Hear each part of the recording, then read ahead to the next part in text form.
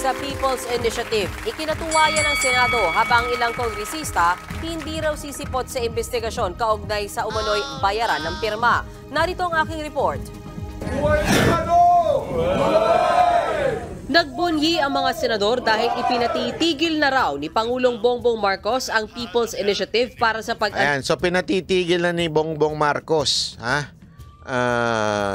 ang People's Initiative. Feeling ko natakot to eh. Natakot to na magaya sa tatay niya eh. Tuloy. Miyenta ng saligang batas o charter change. Galing ang impormasyong yan kay Senate President Mig Zubiri matapos daw ang meeting nila sa palasyo kaninang umaga.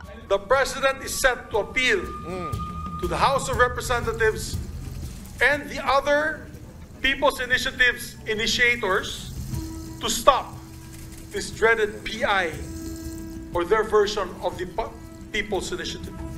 In his words, Madam President, my dear colleagues, it is getting out of hand. Wala pang formal na kumpirmasyon tungkol dyan ang Malacanang. Pero kanina, mismong COMELEC na ang nagsuspinde sa lahat ng proceedings na may kaugnayan sa People's Initiative. Kabilang ang pagtanggap ng mga nakolektang pirma sa petisyong na nawagang bumoto ng sabay ang Kamara at... Pero take note sabi ni Zubiri, sabi ng Presidente, mananawagan daw ang Presidente sa Congress, sa House, na ipatigil na. Pero, itinigil na ng COMELEC. Dito mapapansin mo talaga na merong, may problema. Mukhang hindi nakikinig si Tambaloslos kay Marcos.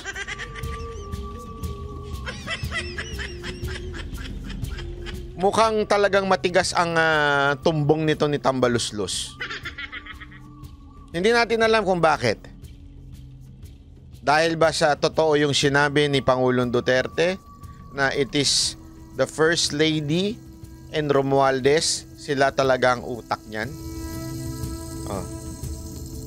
Kung maalala nyo, di ba? Ito yung isa sa mga iniingatan namin ikwento ng Banateros Brothers after the meeting with PRRD. Paulit-ulit niya. Sinabi rin niya sa speech yan eh. Sa tingin niya wala talagang kinaugnayan si Marcos. Walang alam si Marcos. Mahinang nilalang. Hindi niya nakontrolado. At ang nagko-control na lang ay si First Lady at si Romualdez. Kaya nga ngayon, even if kahit anong daldal ni Marcos, hindi niya mapatigil tong Romualdez na to eh. Hindi siya ginirespeto ni Romualdez. Bastos itong si Romualdez sa Pangulo. Kaya kayong mga tanso na nandyan pa rin sa kampo ni Marcos, hoy, gising kayo, mga tanga. Yung presidente nyo, na hinahangaan ninyo, hindi na ginagalang ng Speaker of the House. Ano kayo, tanga-tangaan pa rin? Kaya nga ngayon tingnan ninyo, COMELEC na lang ang inutusan niya na isuspindi muna. Pero again, bakit suspindi is the right word? At that time, at this moment pala. Alam niyo kung bakit? Kasi hindi naman pwede nilang cancelin yan pag yan nagkaroon talaga ng People's Initiative kasi is part of the Constitution. Ang problema lang talaga yung the way they're doing it. At Kamara ang merong nun. At syempre, sa tingin ko, matatakot din naman harangin yan excuse me, ng COMELEC kasi yung budget nila. Baka mamaya, madali sa susunod, di ba? Senado. Wala pa pong kwenta ang lahat ng pirma na ito. Wala pong expiry date sa mga pirma na ito. Ikinatuwayan ng Senado. We thank you and praise you for this victory you have given us. In Jesus' name we pray. Amen. Kabilang na si Senator J.V. Ejercito, mabuti na lang daw may mga opisyal pa rin ng gobyerno na may respeto sa konstitusyon at pinagtatanggol ang demokrasya. Tagumpay naman daw itong may tuturing ng sambayanan ayon kay Senate Majority Leader Joel Villanueva. Pero tuloy raw ang pagbabantay para siguruhin mapoprotektahan ang konstitusyon. Kung natuwa ang Senado, ang Kamara, kibit-balikat lang. There are also other very important House or legislative matters that we are also pushing for. So, wala pong problema. No comment pa si House Speaker Martin Romualdez, pero giit... Mga...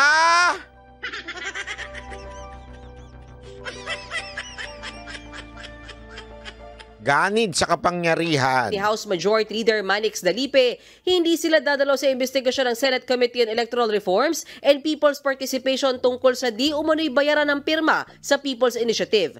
Si Senator Amy Marcos ang maunguna sa nabanggit na komite. Ang desisyon ng COMELEC ay kasunod lang ng banta kagabi ni dating Pangulong Rodrigo Duterte kay Marcos na baka raw mangyari kay PBBM ang nangyari sa kanyang ama kapag pinilit ang People's Initiative. Pumapasok kayo ng alanganin. Mr. President, baka susunod ka sa dinaanan ng tatay mo. Palakpakan! Yan ako takot. Ayaw ko mangyari sa iyo yan. Pag pinilit mo ito, lalabas ka ng Malacanang kagaya noong panahon na pinalayas ka. Alam mo, meron lang ako hindi pala nasabi.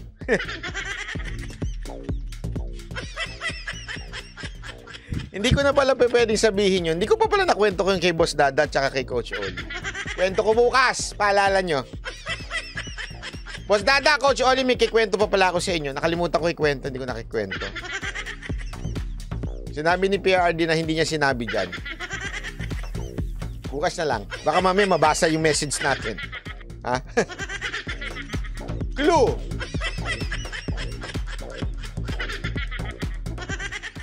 Wag na. Wala pa namang sagot dyan si Pangulong Marcos. Pero si House Speaker Martin Romualdez ipinagtataka raw ang tila Stress na to. Oh. Hoy! Baka sumunod ka kay Remulla. Easy, yung taba mo sa katawan. Kapal na mukha mo, banat ba? Kala mo di ka naman mataba. Exercise din. Alam mo na, pag stress, nakakaano ng buhay yan. Ha? Huwag ka masyado ma-stress. Tigil-tigilan nyo na kasi ano na yan, PI na yan eh. pagbaliktad ni Duterte sa isyu ng pag-amyenda sa konstitusyon. Matatanda ang noong 2016 ay binalak ni Digong na baguhin hindi lang economic provisions, kundi ang buong sistema ng gobyerno. Ay nako, anyway. Anyway, Romualdez, alam mo, sa totoo lang, siguro pag natutulog ka, nababangungot ka na, at naisip mo, ba't ko ba kasi iinisip to? Ang gulo tuloy ng... Hindi, alam mo, sa totoo lang, si Pangulong Duterte, kita nyo naman di ba? Si Pangulong Duterte, hindi ho ganid sa kapangyarihan yan. Hindi ho yan ng tipo ng tao na ginagawa lang niya ito para ho siya'y mapalitan at tapos ipalit yung anak niya. Hindi ho ganito istorya niyan. Si Pangulong Duterte, pansinin nyo, di ba? Marami sa atin, napoprostrate nga minsan. Bakit? Habang lahat ng tao bumabanat na kay Marcos, sasabihin niya, I still support Marcos. Hindi nyo ba naisip yun? Ganun si Pangulong Duterte. Hindi ko kasi siya yung tipo ng ibang oposisyon na baka kontra lang, kakaupo pa lang. Ano sabi niya nung kauupo niya? Suportahan natin ang mga Marcos. Suportahan natin. Nasa iisang bansa tayo. Until ngayon. Kaya lang nagkaleche-leche ito dahil dito kay Romualdez. Yun ang totoo. Kaya nagkaleche-leche ho ito. Kung hindi sana pakikialaman niya kasi nakita niya Alam niyo, every time na nag-uusap po kami, kitang-kita mo yung puso ni Pangulong Duterte. Nakikita niya kasi na gusto lang nilang magtagal sa posisyon. Ayaw niya yun. Kasi yan ang demokrasya Diba? Yan po yung demokrasya.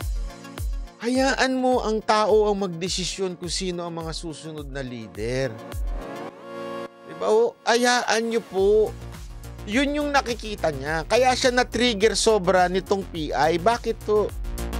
Kasi pambihira naman. Lantaran yung ginagawang pambibili sa mga kababayan natin. Kaya sa totoo lang, Speaker Romualdez, ikaw may salarin kung bakit nagkakagulo bayan natin ngayon. Kaya, ewan ko nga dito kay Marcos Bangag ho ba kayo at hindi nyo mapansin yan? Hindi mo ako nagsabi noon si PRRD.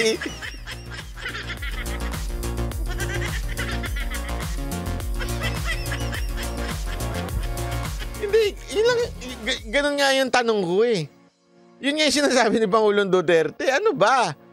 Hindi mo ba napapansin na ang kaya nagkakagulo tong bahay natin dahil dun sa pinsan mo? Ikaw naman, parang wala kang ginagawa. Kaya ngayon yung tanong niya eh. Ay, hindi niya tanong, sinabi niya eh, na may bangag tayong presidente, hanggang ngayon bangag pa rin. Yun yung sinasabi. Diba? Kaya nga naman, if you still want to save your name, Mr. President, if you still want to save your family, Mr. President, sibakin nyo to si Romualdez. Siya ho talaga ang panggulo sa inyong administrasyon.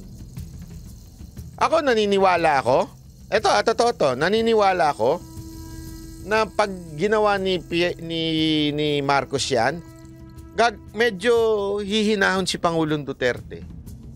Yun ang totoo. Sa tingin ko mukhang hihinahon si Pangulong Duterte sa banat pag etong si Romualdez napatalsik talaga, umalis bilang speaker at mapalitan ng iba. Kasi yan lang naman talaga nanggugulo eh. Yan ang napansin niyang nanggugulo. Yan at saka yung asawa. Yung asawa, di mo naman maalis sa tabi yun. Hindi maalis yun. Ang pwede lang sabihin doon, manahimik siya. Huwag siyang pakialamero. Pwede yun. Pero yung aalisin, huwag kayong ganun. Asawa pa rin yun. Hindi naman tayo papayag sa divorce, di ba? Binoto nyo yan eh. So ano lang ang punto dito? Sana makapag-isip si Marcos. Alam mo, it's not too late. It's not too late to remove Romualdez as speaker. Or ikaw ang ma-remove.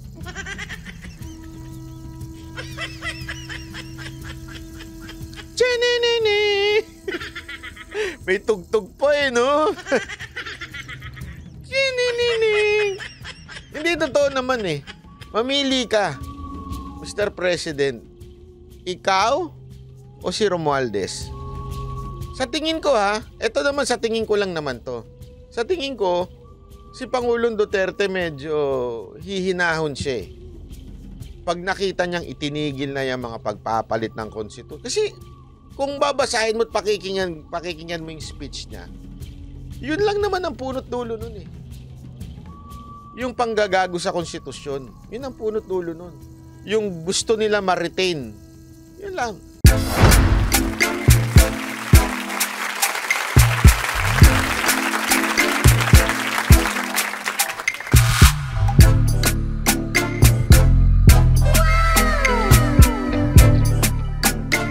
The next performance will start momentarily.